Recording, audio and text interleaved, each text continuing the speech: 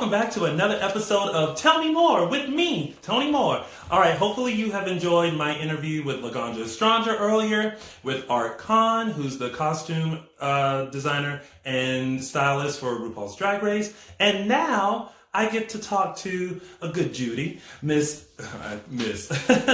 Daniel Franzese, who is a super talented guy. You guys know him from Mean Girls, but he's also an actor, a comedian, and you can see him tonight on RuPaul's Drag Race tonight as a special guest judge. And he's also done all kinds of stuff this week. Like, he has been hitting it hard on TV this week. So we are going to break it all down with him. So let me get Daniel up in here. It's good and bright because, you know, I'm of a dark skin complexion. So I gotta look extra good. Let's see, is it? Oh! So pretty.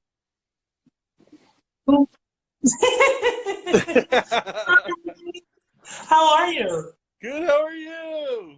I'm doing good. I feel like we were on a great path of seeing each other at least once a year at DragCon. Mm-hmm. And now I haven't seen you in forever. And now we quarantine, so now I can't see you. Well, look at what we're doing. We're making it happen anyway. Listen, when there's a will, there's a way. And here's the way. How you been? What's going on?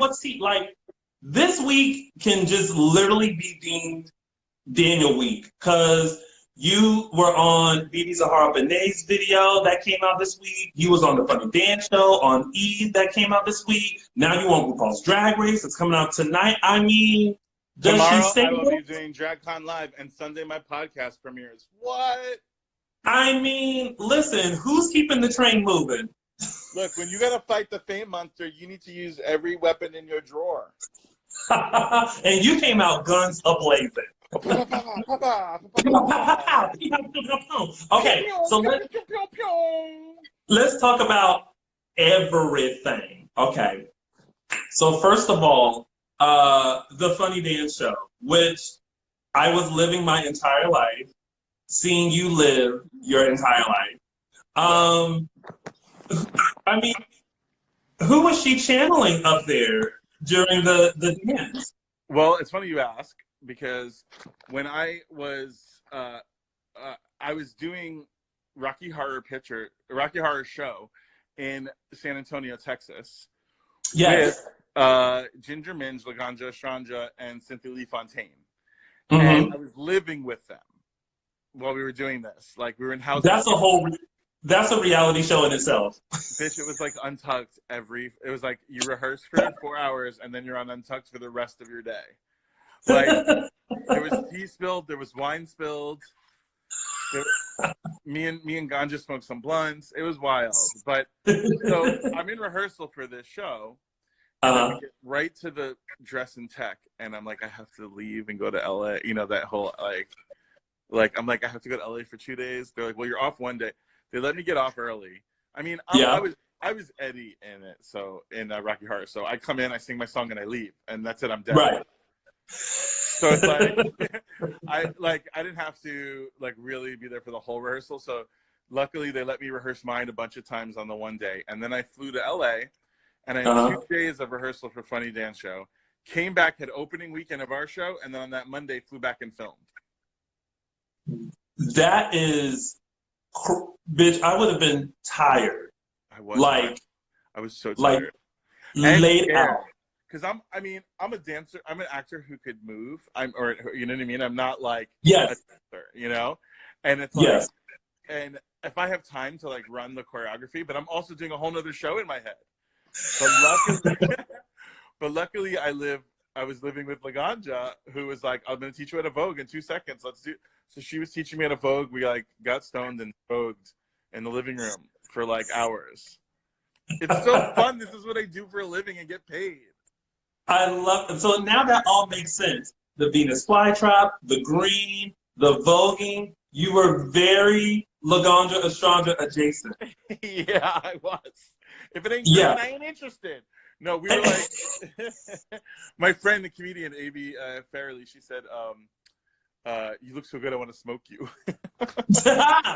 That's it. No, but you were literally up there just living your entire life. But I could tell, like, you were like, 5, 6, 7, 8, bitch, I gotta get these Oh, bitch. moves. Well, I'm trying also, to I had a very, like, I'm on a mission. I need to get me a fly man. You know what I mean? Like, I was, like, on a mission. It was character-based.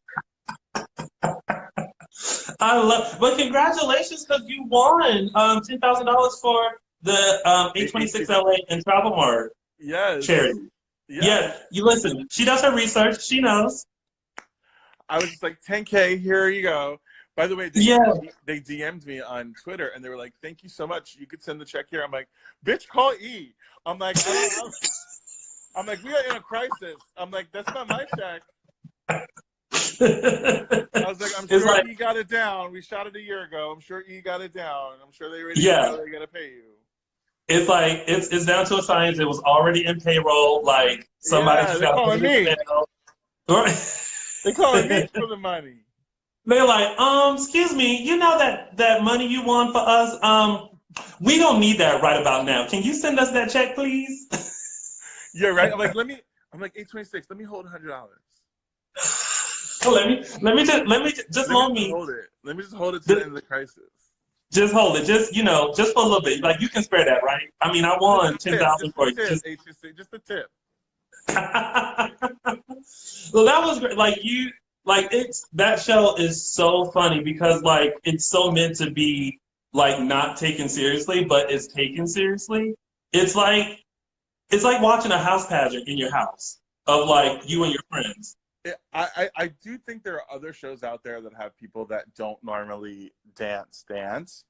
But do they have a show where somebody normally doesn't dance and they have to get it done in 48 hours? Like, that's the thing. Like, I couldn't even remember. I was like trying to remember. I mean, I even watched it and I know I missed a couple, like no one would know, but I'm like, I had a pot of bourrée over there that I didn't do, you know? Like, let me tell you where I gagged at was the turn. I said, my little pirouette. We're gonna do a little pirouette for the girls. Okay. For their nerves. Listen to me. I paid for my associate's degree. I needed to have it be useful for something. Okay, and then BB's video, BB Zahara Benet, like literally the song is just like stuck in my mind. It's and so good. For some reason I want to get a banjo. Like it's a really good song. Like it is. Like, you know, sometimes like Queen music can be like, okay, that was a choice, you know? That was cute. But I didn't really get to hear a lot of it when we were filming. It was like more of a beat when we were filming, you know? And then like, so when I heard the song, I'm like, this slaps kind of like, and the more I listened to it, the more I'm really jamming to it. I actually wrote BB and was like, congrats, because the song's like really good. Like, who knows what she's saying? It's BB Zahara. She's like, you know, sabon. Like, I can't, but I'm like, banjo. Like, I'm like, you know what I mean? Like, but I want to get it. I want to get into the words. I want to try to find out what she's trying to say because I'm like, we're still trying to figure out what she said on All Stars 3 with ta. Yeah, she's like, I know, it was crazy. But you were great. Like no one strokes a teddy bear like you do. Can I tell you some tea though? This is some real tea. Okay. What's the tea? I flew from Europe to Florida. Did a gig, then flew in for the day with my luggage, showed up on set, had to go home after that, change and fly back out that night. Shut up. It was like, so if you really watch the video and look closely, you can see a few times I'm actually falling asleep.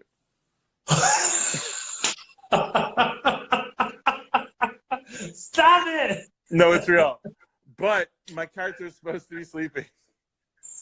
They were like, the direction was, don't notice she's in the room and sleep. And like, with that direction, I like, if you watch it, you can see me doze off a few times, especially when it's not my take. And I thought I wasn't on camera. Well, did you play? Like, I'm literally like sleeping through gigs now. That's where we're at. But that was your instruction. And look, it's method acting. They said, that's right. Sleep.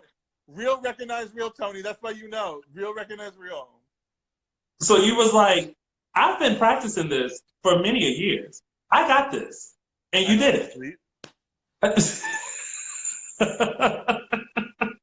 I can sleep. That's You know how many good. times I fell asleep, like, while a drag queen was throwing red rose petals on me? Do you know how many times in my life that's happened? I know how to party. I'm just taking a little cat nap on a teddy bear. Don't think that that's like not business huge. I got cats for a reason. I love it. Okay, well, because the last time I saw you live in a production was Robin Hood, and that was so good. The Heart of Robin Hood, yeah. Yeah, Royal it Shakespeare was really Company good. and Vestaport, yeah. Yeah, I was like, look at her, thespian. Do you know I just did that? Like, not just, but like last summer I did that in Hong Kong, that play. Did you really? Yeah. So cool. And Like, I don't know what they're going to do now, but there was talk of us going to like Australia. I don't even know what's going on, but the play is still traveling internationally to different countries. I mean, does any of us know what's going on right now? I mean, as of No, I right know. now, It's so weird because I have, a pipeline as every other professional does. I know what I'm supposed to be doing from now almost all the way until the new year. And all of that yeah, is like now gone. So I don't even really know what I'm doing, but I'm kind of excited. I mean, I'm optimistic. I hope, yeah. as long as We the baby just, Jesus smile upon me. well, listen, he's already been smiling upon you because, bitch, you're booked and blessed. I mean, That's you right. in the house right now, but you still got stuff coming out. And yeah, that's right. It's true. I mean, so just think of this as like it's a little vacation, just a little bit. I'm working. Roll, Still working. ro- You know what? yeah. We are as entertainers, okay, Mm-hmm. in a way. And I don't want to. We are like second responders. Like the first responders are the ones that are doing all these amazing things and working all the way. But we take care Yes. of a lot of people's dispositions and a lot of people's depressions. And like, I mean, if it Mm-hmm. wasn't for Netflix and video games and music and all dance and painting and creative writing and all the things that people are doing to keep themselves busy, Yeah. without entertainment, we would all be depressed. So Yeah. when the going gets tough, the first place my mind goes is how can I respond? We have all those people Mm-hmm. on the front lines. How could I relieve them? How could a nurse like watch one of my videos and just be like, ha ha ha, and forget for 1 second just what's going on? It's that relief, that pause that we need. I had an acting professor. Well, actually, it wasn't an acting professor. It was David Mamet wrote in a book Mm-hmm. about acting. It was hearsay. It was called True and False: Hearsay and Common Sense for the Actor. But he was like, even when you're in a car accident and you say the line, "Why does this shit happen to me?" That's a funny line. Like you're Yeah. saying that to sort of relieve a little bit of the pressure. You're not really asking that Yeah. question. So Yeah. humor heals. And so I'm just trying to keep it funny. I'm glad I have a lot of content coming around when people need it because that makes me a freak because I feel guilty if I wasn't putting out. I'm even going to shave my beard and do my Italian mom character again because people Oh, have I been love asking it. for it for years. And I know it'll bring a lot of happiness to a lot of people that are struggling, especially the New Yorkers right now who need a little Yeah. bit of laughter and who love that character. So And that's now my you got next. time to do it. Serena Cha-Cha actually made me a wig. Her wigs are everything. Like I every time know. I walk by her booth at DragCon, I want to be like, "Girl, can I have that wig?" Like you Well, don't need to pack. for Digital DragCon, I just interviewed her Oh, did you?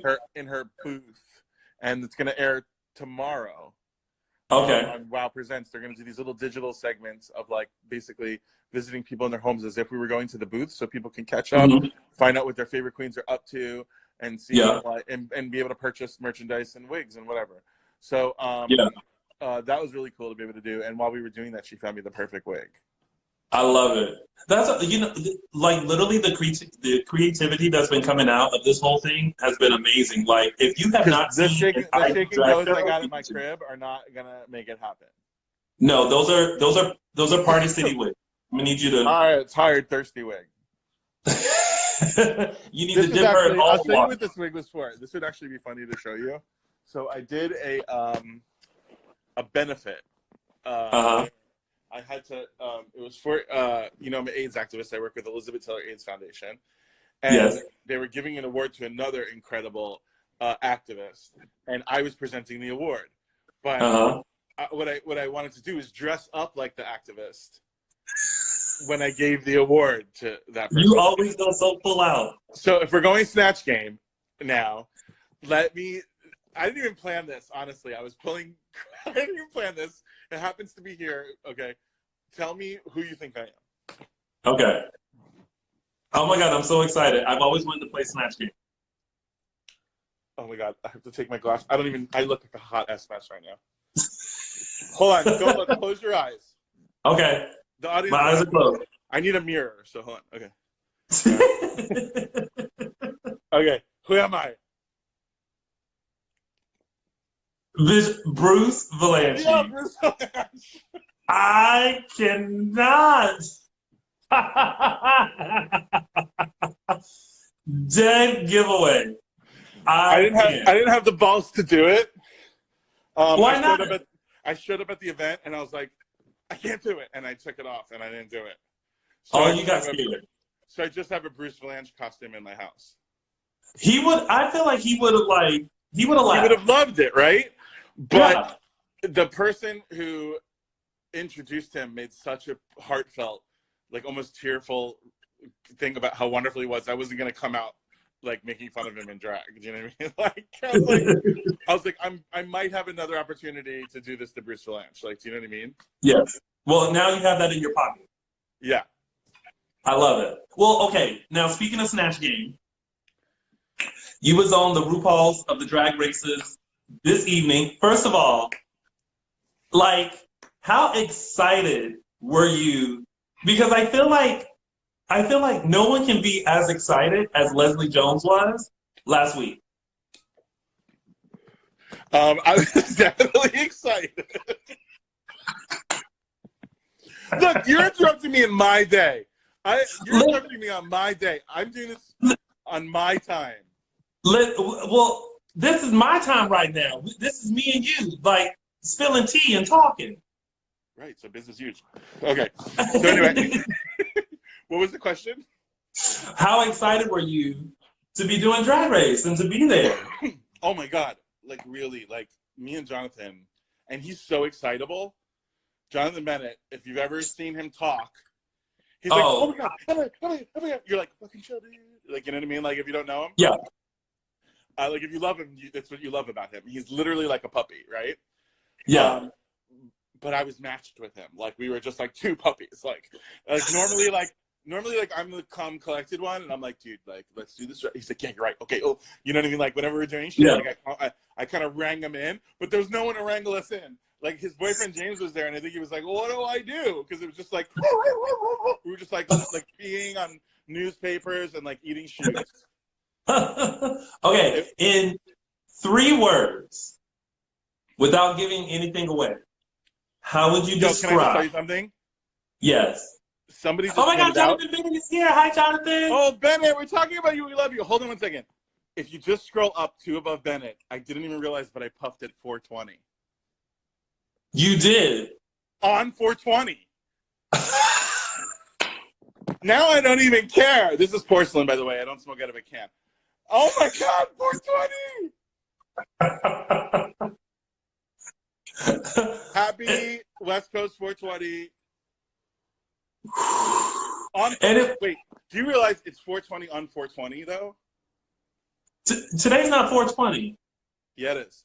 No, it's not. No, it's not. But it's April is the 4th and it's 2020. So it's the whole month is 420. I love how you twisted that to still make it. But where's the lie though? You're right. You know what? I'm sorry I stole your joy because it is 420. It's April 2020. Therefore, it's 420. I'll accept your apology. My bad. My bad. I don't want to take that away. Bennett! Jonathan Bennett is a little puppy. And honestly, like, we had so much fun. It was awesome. The whole time we were pinching, we were so excited that, and this is tea. People don't know this, but we were so excited they let us go into Untucked. Well, we also as they should. Not everybody gets to go in there, you know? Yeah. But okay, so how would you, without spilling tea, 3 words to describe tonight's episode? And go. Snatched. Duh. funny, and cold. Uh-huh. And cold. Oh. Ooh. Okay. Definitely a cold moment coming up. Look, it's RuPaul's Drag Race. When is there not a bit of frostbite? Like Elsa's gonna come in there and tell all the bitches to let it go. It's gonna be cold. So if you were to do drag and you were a contestant on RuPaul's Drag Race, three-part question. One, what would your name be? There she is. What would my name be? I've thought about this a lot, and I think it would be Gloria Ravioli. I love it. It feels right. It's right. Well, okay, and because tonight's episode is Snatch Game, so you guys got to see the Snatch Game. Who would your Snatch Game character be besides Bruce? Because you already did that. But if you were on Drag Race, who would? What's your character? Okay. I think I liked the Harvey Firestein thing that Nina West did, but I do a fierce Harvey. I don't know. I would have to think about it. I would have to think about it. But I tell you what I would do is I would have three hot choices waiting. Okay, just in case, because you never know when somebody else do with the same thing. Yeah. Yeah. And I would maybe go with somebody from like Herstory. I would have to think. I think that Mae West was a great choice. I think that Edie Bouvier was a great choice. Like, there's some really good choices there. So it's like, I would probably have to think of somebody from Herstory. Maybe I would do Rip Taylor with like the confetti and like the fright wig. Like, I think I could be really funny doing that. Or so I think that might be good. I mean, Rue would just laugh if I was just throwing confetti at Rue the whole time. Like, I think Rue would just piss himself. I have thought about this a lot, and I narrowed it down to two for me.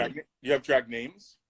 Okay, my drag name, I have two. It would either be Entendre, which is one of my favorite characters from Jackie's Back with Jennifer Lewis. If you've never seen the movie, watch it. Oh my God, are you kidding me? I mean, I know Hollywood's auntie. I'm all about her. Legendary. And then Thomasina is my drag name that Raven gave me. So there's that one. Okay. But if I were doing Snatch Game, I don't know. It would be either Nene Leakes or Medea. Oh my goodness. I would honestly use Medea. That's what I would say. I dressed up as her for Halloween. I just really want those titties. Like, I think Gloria Ravioli would have titties too that just like large pendulous breasts. So this, you know what? I feel so bad for the season 12 queens because so much stuff has been happening this season that I'm like, y'all don't get your chance to really shine. Like, there was the controversy that I'm not even going to talk about. Then the cancellation of DragCon. So there goes that year with that. And then it's just like, and now it's Corona. I'm like, girl, y'all can't catch a break. Yeah. It's a lot. Who do you like this season? Who are some of your standouts? Well, before we do that, I'd like to note that we are I mean, it is the highest rated that it's ever been because everyone's not at the bar watching it and talking it. They're watching it and they're home. Yeah. So that's good for the girls. At least they know that they're getting attention. And I think there's probably a lot of like boyfriends and brothers and dads and people who normally wouldn't watch this that now that we're all locked up together are going to watch it. Yeah. Agreed. So there's that, right? Yes. And moms and sisters and other people. But I mean, I'm just talking about really the people who this is not for are going to all of a sudden be like, hey, this is awesome. I had that with Mean Girls. Like, when Mean Girls first came out, everyone thought it was like a little girl movie and didn't realize that it's actually just a comedy that takes place in a little girl world. Yes. It's not like, oh, that's for kids. It's not for 12 and 13-year-old girls. Like, we all can enjoy. It's for everyone. Well, older, but it could translate that an older person would like it. I think that's what they're going to find out about. What they're finding out about Drag Race is that even straight people are when we go to DragCon, it's a lot of moms and daughters. So it's like it's really an opportunity for people to be able, and sons, but it's really a place for people to be able to like see queens who don't normally go to gay nightlife. Mm-hmm. So that's what it's done, you know? So it's still doing that for these queens. And now we're seeing this new trend of virtual drag. And these are the first queens that are actually going to be the stars of virtual drag in a way. It's and where it's really coming through, you know? And translating. And so I think, don't discount them yet. I don't feel bad for them. Like, but I know what you're saying. I am curious to see what's going to happen. I think the controversy does affect the show, but not in a way that I'm not enjoying it. I mean, I think that the show has been. I look forward all week to that, and then I look forward to fashion photo review, and you know, and it's like if I can catch those two, I can like make it through the week, you know, and maybe one rewatch on a Thursday or a Wednesday before I get to the new one, just to catch up in my mind. Yes. So who's standing out for you? Who do you like? I can't say, because I feel like if I say, it would, even if I'm not doing it, it would insinuate that I'm not mentioning who gets eliminated tonight. Oh. But I would be because I'm a fan and a purist of the show, like after my episode, I know nothing. And I refuse to listen to anything that anyone even speculates. So I'm a fan starting tomorrow again. Like right now, I'm part of the show tonight, but tomorrow I'm a fan again. So it's like when I get back to that, I'll still follow the tea. We should have maybe like a little 15-minute recap, because I could I could do something like that and like give you the info then. But I can't.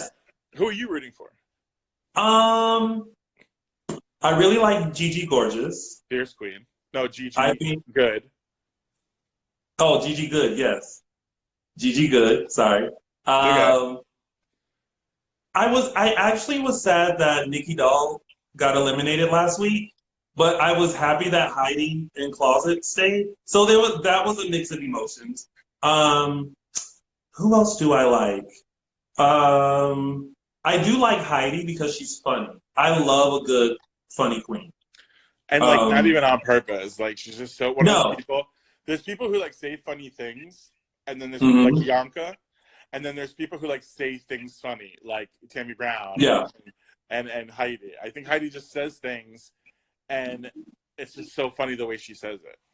Yeah. Oh, and it's literally just in conversation. Like you can talk to her, and she'll just say something, and like you're like, like that's funny. Jackie Cox, I love, because I love a good musical theater queen. So I like her. Let me ask you a question. Basically, everyone that's on the show right now, let's say that there's like, let's say Sherry Pie wins. No, I'm just kidding. Let's say somebody wins who doesn't count.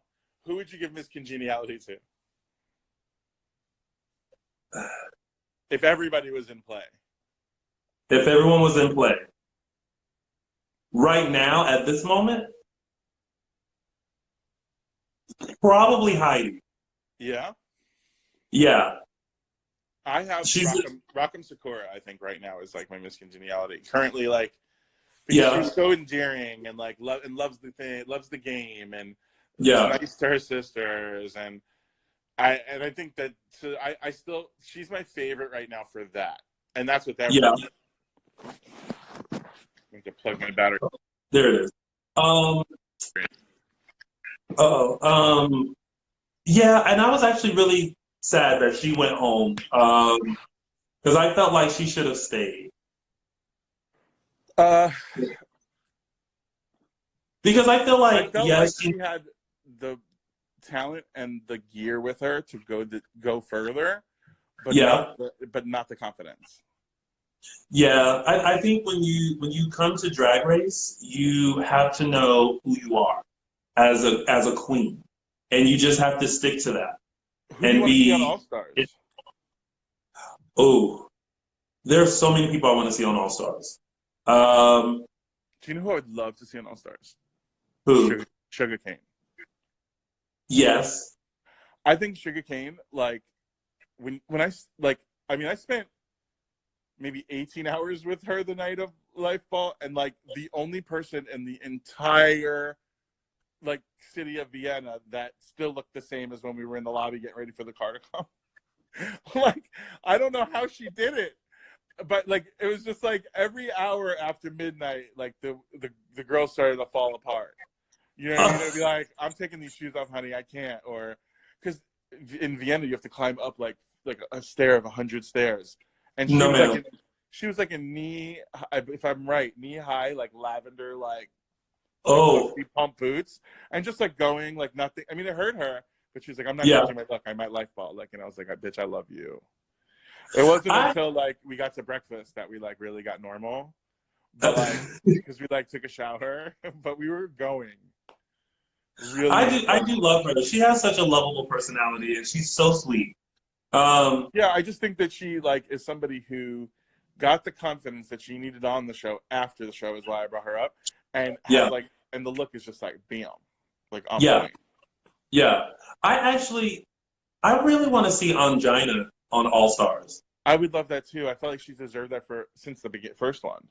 Yeah, like I really feel like we've seen her here and there, but we haven't seen her compete since season 1. Mm-hmm. So I would love to see, and I know that she's a dynamic performer, and I feel like she doesn't get a lot of credit that she should. So I would love to see Angina back. It was nice when we had Drag U to kind of see the queens again, like, and see different looks from them, and see them in a little more of a less of a pressure cooker environment. Mm-hmm. The one thing I think is missing from Drag U is the queens should have had an incentive. Like, they should have got a pay bump, or like a jewel in a crown each, you know, or something that made it like you want to root for them more, you know? Yeah.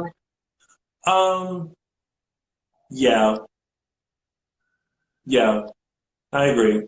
I also kind of wish that I know it was centered around women gaining the confidence of a queen, but I kind of wish that like the gay boy who wanted to do drag but didn't know how to get started, like they were on the show. Yeah. Like, you know what I mean? More of a drag school. Yeah, and like a mentorship from like these queens that we have now elevated to like superstar status. Mm-hmm. I would have liked that. I mean, like a little, I could see that. I think they're doing the celebrity one has something like that. It's an element of that. I heard like we are literally going to be Drag Race down for like till the end of the year. God, thank God, and thank Wow, thank Ru. Thank you, World of Wonder, RuPaul. I need that. I need it. I need it. I want it. I need it. Okay, so Mean Girls, the musical, is being turned into a movie, is it not? I don't know, probably. I heard some rumblings about that. Would you want to participate in any way? Because sometimes movies have cameos from like, the original. Yeah, that would be fun. I think, whenever I think about would you want to, the answer is, does it spark joy, kind of thing. You know what I mean? Like, not to use that phrase. I'm just being funny. I'm being what's her name? Saying spark joy, but I honestly mean, like, does it, like, would people get gassed on it? Would they be like, ah? Like, and if I think that people would live, I would do it. And it's like anything. Yeah. I mean, why not? For me, it sparks joy when like you can see people who were a part of something, and maybe this is the newer version, and like okay, for instance, in Dreamgirls, to see Loretta Devine in the movie, it's like that's great. Yes, I know, because she was the original Dreamgirl. You know what it is about nostalgia is that nostalgia is really great, especially for people who have any kind of like childhood trauma, like we all do. But like, nostalgia is really great, because it's an encapsulated period of time where you can't go back and change it. We can't make a good time bad. That already happened.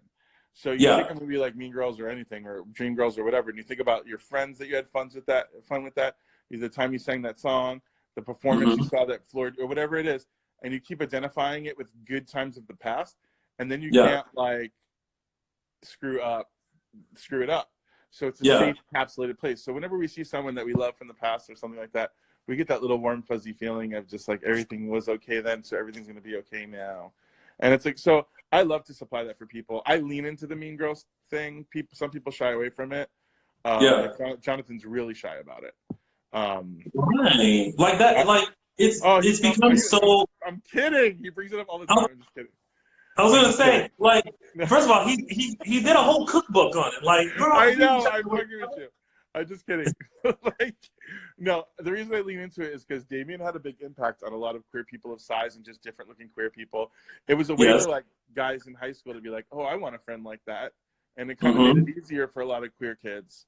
It did a lot of things like that. So I think I get so many letters. I mean, even today, just because I'm on Drag Race, so many people go, you know what? It's time for me to tell you like what an impact you had and this and this and that. And that means so much to me. And I know how much it means to those people. So I lean into it because it's for those people. Yeah. I mean, I was just talking to a friend of mine the other day just about like the imagery of like gay men and how we're depicted in like film, TV, and all that kind of stuff, and how important it is to, you know, make sure that we're all represented so that like the little tiny talk for Christ can have someone to look up to. And what I like is that you embrace you so much. You're like, yes, I'm the big guy. Look at my t-shirt. Yeah. What does it say? House of Glen Coco. Yeah. But it's like it's important for people to feel connected and relatable to people. And I feel like what you put out really helps people look at themselves and go, if he can be bold and confident in himself and love himself, then like so should I. And so I like that you do that. I think a lot of people are looking for permission. Mm-hmm. Like a lot of these guys are like, I need permission to take my shirt off at the pool. I need to know it's okay. Like a lot of older people who have trauma too, like I did from being young, like are like, I don't want to take that risk right now. I'm already old enough to know that the risk is there. I'm going to wash over the risk and just say no and not even deal with the mental anguish of having to wait or not, that they're in a place where they could be comfortable. But the truth is that you're the one that decides for yourself what your limitations are and what your permissions are. So it's like, I was telling, like some guy wrote me and he's like, you take your shirt off at the pool and you're like so comfortable. He's like, young man, I hope to have the same confidence you do one day. I'm 66. I go, well, what the fuck are you waiting for? 77, honey? Like, what are you afraid of? And he was like, well, I'm afraid of, you know, somebody making fun of me. I'm like, well, screw them. You know, he goes, well, I'm afraid of a kid laughing. I'm like, well, maybe they're laughing because they've never seen it before and they don't know, you know? Yeah. And I go, trust me, if somebody wants to like be with you and they want to sleep with you, then they can if they don't see what they're looking at. They might see you and be like, that looks good. I want that on top of me. You know what I'm saying? Like, but if they're not seeing it, they don't know what they like. True. So, I was that kid. Like when I was growing up, I was, you know, heavy set. I mean, she still is kind of thick, but you know. And like when I would go to the thick now though, you're right. You're slim thick now. Exactly. And like I hated taking my shirt off at the pool. Like I did. I grew up in Florida. Are you kidding me? And then all of a sudden, it was just like I got like this complex, and then I always like would wear a shirt all the time. But like since I started taking my shirt off, like I noticed that somebody else goes, "Oh, I should take my shirt off too," and then someone else goes, "Well, they're doing it. I'm in a place where it doesn't matter," and then pretty soon everyone's got their freaking shirt off. Oh yeah, it's just like your body deserves to be able to feel the sun. You deserve to feel water against your skin without like the rough shirt. Like, don't let anybody else tell you what you can and cannot do. The people who don't like you weren't gonna fuck you anyway. So it's like, forget them. Stick your titties in their face. Do you know what I'm saying? Be like, look at my shit. Freak them out. Who were some of the people that like you looked up to when you were like, when you recognized like who you were and you were coming into your own? Were there people that you looked up to for like confidence? God, I didn't have it when I was young. So I really didn't have it when I was young. It was like something that came way late for me. Which is why it's so important that I feel like every time I'm on camera, even though I'm on camera tonight, I'm a big gay judge. Do you know what I mean? Like I'm a big gay judge, and it's like it's great to see me there. Do you know what I'm saying? Like it's great to see a gay person. It's great to see a big person. It's great to see an Italian guy. All these things. It's like so every time I do that, it's like a win for all the people who come from who could look at me like that. And it even goes further than that because I might have a friend who's not Italian. Maybe he's Mexican, but he's like, hey, if an Italian could do it, a Mexican could do it. And then this guy's like, oh, I could do it. And pretty soon everyone thinks they could do it. So by me allowing myself to be fully me and be present and be on camera and be vulnerable on camera and everything and all of the other stuff, it gives permission, just like the pool, for everyone to do it. So I'm stoked when I get an opportunity to do that. I love that. I just love that you would just embrace it, because I think we need that. Because, you know, when I was growing up, you know, all the gays had, or the gays that were depicted in like movies and stuff, you know, were all like washboard abs and like, you know, white and all this. And I'm like, I love queer as folk, but where's the bear? There's like no bear in all of the queerdom. Yeah. You know what I mean? There's one, but maybe they go on a date with one black guy. I know it's the same thing. We grew up with the same whitewash example of what a gay person should be. Honestly, I could do a whole probably TED Talk dissertation on this kind of a subject. And I will be there handling the PowerPoint. But breaking it down, like, we, you know, the only access we had to look at gay porn were workout magazines disguised as gay porn. They were called, like, you know, that looked like muscle men kind of things. So gay people had that identity in their head when they were all alone in like the 40s and the 50s, you know. And then even in like when gay porn started being made, it was all about these ideals and these looks, you know. There was no diversity. It was like, let's give the public what they want, this one thing. You know, then we had the AIDS crisis, and then it was like about wanting to look as healthy as possible and taking all these other things. So we had all these images, you know. And then as people started taking drugs, the people who looked the healthiest were the ones who that were, you know. But then the stigma was that it's all this kind of crazy. We are forced so much rhetoric as queer people, like we're constantly having to like decipher and look through all this other stuff that people have decided for us, the stigma that people have decided for us, the limitations that were put upon us. And now that we're in a day and age where we're celebrating differences and celebrating gender and celebrating all these different things, I think people are kind of looking a little side-eyed and going, wait a minute, maybe I do like other things. Maybe I'm not, you know. Tom Goss, who I just did a bunch of music videos with, he's he was a wrestler in college, like, you know, physically fit, doesn't look like the normal guy that would like overweight guys, but that's all he likes. But he said growing up, excuse me, he said growing up that he thought he was asexual because he was naked with all the hottest bodies ever, quote unquote, in the showers all the time, but didn't see anybody he was attracted to. And he wasn't attracted to girls, and he wasn't attracted to his teammates. So he just felt like he was asexual because he didn't have an example of a big guy to see, to find out that and when he finally did, he was like, that's why, this is what I like, you know. And I just think the more visible things are, the more people can have a choice. They can play with, you know, they can play with all the crayons in the box, they could use more colors on their palette, they could, you know, try different flavors and expand their horizons. I just don't think that that's what, you know, if you go into a restaurant and it's not on the menu, you don't know you could order it. Right. It's like going to In-N-Out and then realizing the secret menu was there and that you can get animal style. Like, how would you know to get we've been on the secret menu for too long. Like, it's time to be the special. You know what I'm saying? And I'm like up in front. Exactly. And anytime I'm visible on camera, I'm on the menu. And I don't even mean that in a sexual way, although sexuality drives everything we do in commerce, a whole nother conversation. So somebody's got to basically be turned on by me in order to think I'm even funny sometimes. You know what I mean? It's like, it's like there's a weird thing that goes with that with everyone, but that's why I brush my hair. But I feel like, you know, when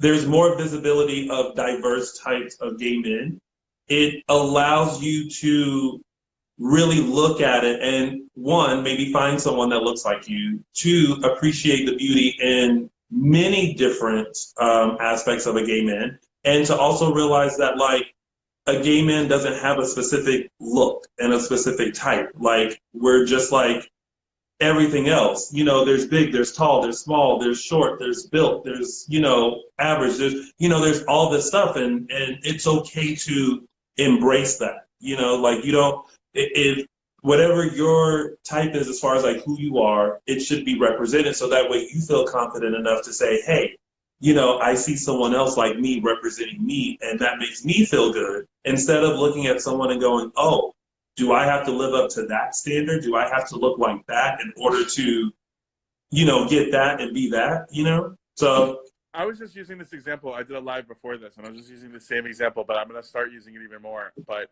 I remember when, like, Married with Children came out, they had that Bud Bundy haircut. It was like the butt cut where, like, you had a part right here. And, girl, that's all I wanted was that haircut. Like, I was like, if I had that haircut, I'd be popular. Like, I just wanted that haircut. But I have a middle peak and 2 cowlicks. So my hair just didn't do that. Yeah. And my hair was curly, and I was trying to get it to be straight. Like, I was trying to be something, like, literally trying to be something I wasn't. And instead of working the look I had, if I, like, made my hair curly and promoted it being curly, then it would have been, like, I was, like, feeling comfortable being who I was. But always trying to straighten it, I ended up with this frizzy mop on my head. And it was just like, instead of just trying to conform, So I think it's the same thing with all these body types and issues. It's like, if I lost, if I wanted to be like a little pocket gay, I could lose all the weight I want, but I'm not gonna be a pocket gay. I'm still big boned and 6'4".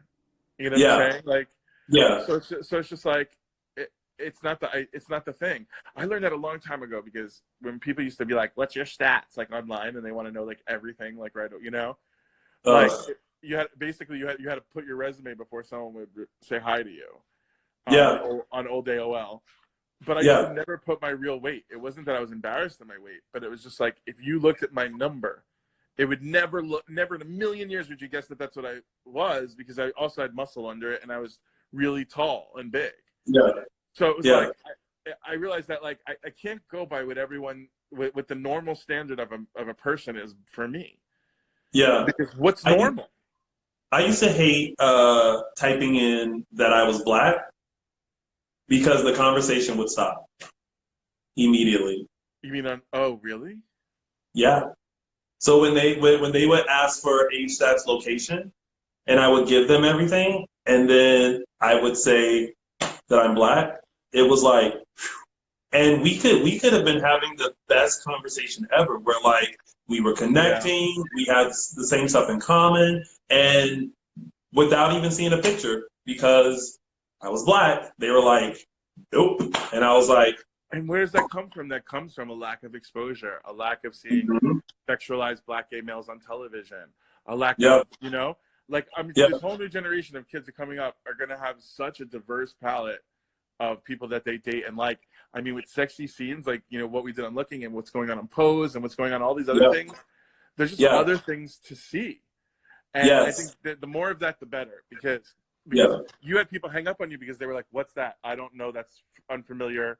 And I'm scared already by it, or whatever, Or like, I'm just not attracted to that. And it's like, you can't say that you're not attracted to an entire race unless you have seen every person of that race and determined you can't find nothing, which is hard to believe. And look what was on the other side of that chat. Look at that Foch. You're fucking gorgeous. Thank you. You see this skin? I mean, who would want to? Know. They didn't even know. All of this could have been yours. Bitch, I feel like mahogany. Do you know where you're going to? Do you like the thing? Okay, now back to you. Okay, so you got more stuff coming out this week. You said you got a podcast coming out. Tell me about the podcast. Where can they find it? What is it about? Let you folks can find know. the podcast on Apple, iTunes, all the different places podcasts are. Like, right? It's called Yosh Jesus. And it is a sex-positive, non-slut-shaming look at Christianity through the rainbow lens. Oh, I like that. So it's basically like, we're gay, we sleep with men, but we also love God, and what's that about? So it's like breaking that down. Like, I think this comes from a place like, I suck dick, sorry, and then you're like, oh, but I also love Christ. So you have to be honest about everything. I think the people who are in these churches and the people who are in these congregations and a lot of these like big organized religions, they're all full of shit. Yeah. Like, I think that they don't, like, they're nice on Sunday and then they're cheating on their wife on Wednesday. And it's about time that we were just like, hey, I'm a sinner just like you, but I have questions. And what we've come to find with this podcast, which as listeners go on, because we've recorded many of them already, is there's so much queer erasure in the Bible, and there's so much hypocrisy in the way the government handles the church, and there's so much tragedy that a lot of these queer people have been through on their journeys through Christianity, and none of that is how God would want it. So me and my co-host Azariah Southworth, who Azariah's history is he used to be the host of Remixed, which was like the millennial music like show on the Trinity Broadcasting Network, the TBN Christian network. And then and he was great at it, and then they found out he was gay, and he lost his whole journey and his whole career and everything. And so 10 years later, he's been writing about it and doing storytelling, and he's ready to reclaim his pride and allowed to get back into media and do what he's meant to do, and that is talk about theology and like look at and I mean he lights up when we're talking about history and Christ and all of that stuff. So and even just what it's become in media, he's the biggest Christian music fan and all these other things. So it's so interesting to see a person who could, you know, experience that and now be able to comfortably do it where he's at. So I feel people ask me about my old podcast, Butch and the Bear. That won't be returning, but I do love AB, and we will collaborate in many ways throughout our lifetime. But with this podcast, we went to the QCF, which is the Queer Christian Conference in Fort Lauderdale this year in January, and met tons of queer Christians from around the world. And like this one girl, Jess, who will be a guest on our show, just has like this incredible voice and wrote all this Christian music that got produced and made and was like a professional. And when they found out that she was a lesbian, they got rid of her and fired her and told her she has no place in there anymore. And it's just like, you're telling this person who God gave a gift to that's writing a music about God that they have no place after you're singing her songs every week after you kick her out. It's kind of like, we're just trying to let queer people know that this is not God's message. And so this new podcast is going to be out. It'll be on Apple. It'll be on. It'll be all over my Instagram when it comes out. But our first episode, which is Getting to Know Me and Azariah, is going to come out, as well as our second episode, which is with our first guest, Ginger Minge. Who did Crossdresser for Christ tour and identifies as Christian as well. Not all of our guests will identify as Christian. We're going to go talk to people who do, who used to, who are thinking about it, who are completely against it. We're going to really just be very open with our guests and just start discovering things. I mean, one of the biggest discoveries for me was about David and Goliath. That David and Jonathan are a queer love story in the Bible. And it's if you read it, it's often shown as best friends. They read a lot about them at weddings and stuff when they talk about the groom and the best man.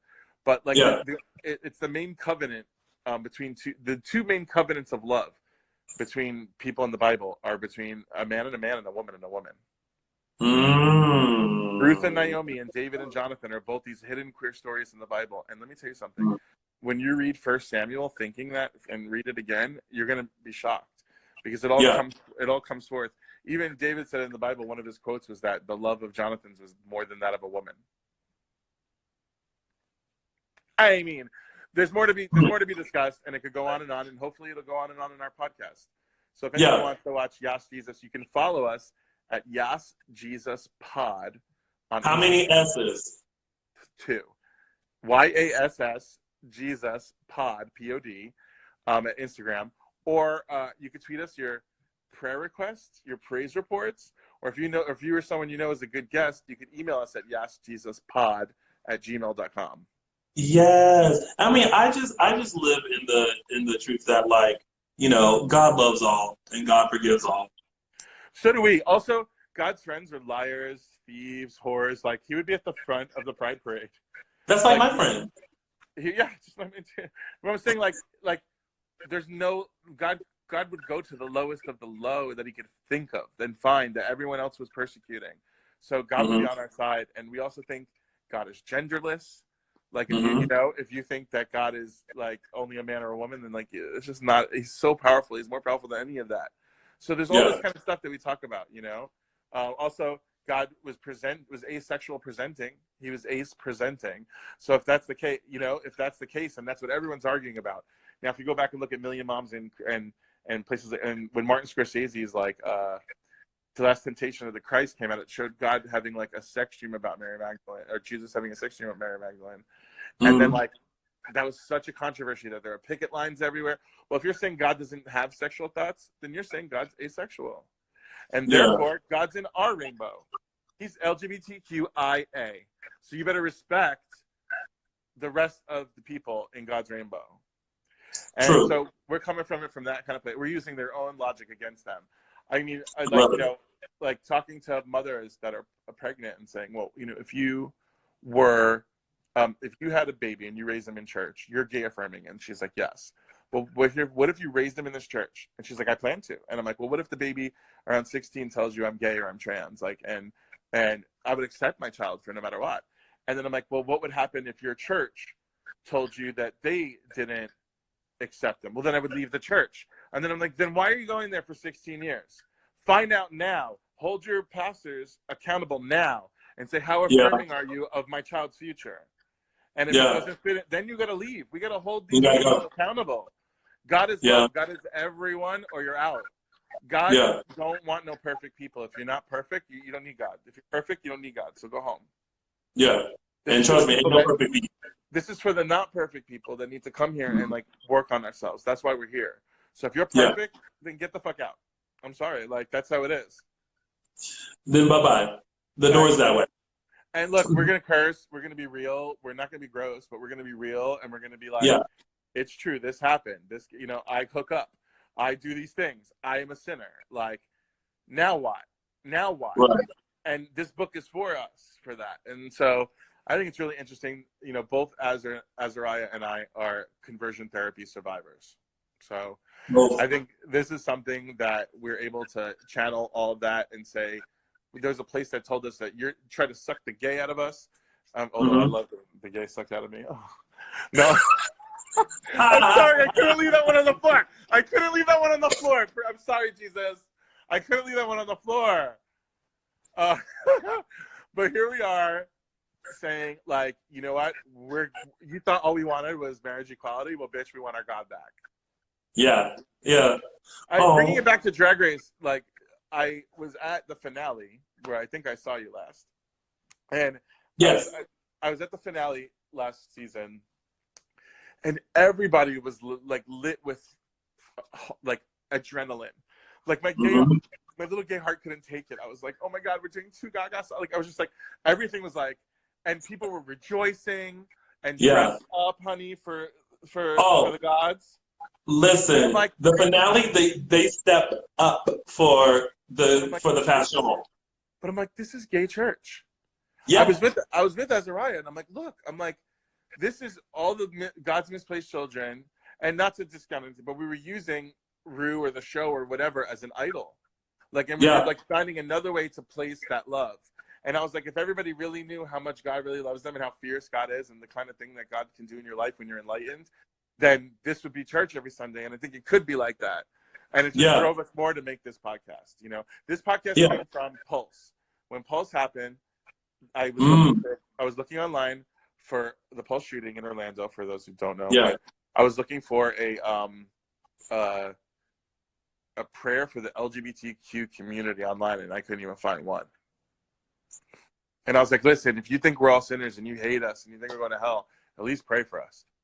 Yeah. And I was like, I couldn't find a prayer for us. So now every one of our episodes, we have a different prayer for the LGBTQ community. So you could join us on Sunday morning and hear a podcast that ends with a prayer for you.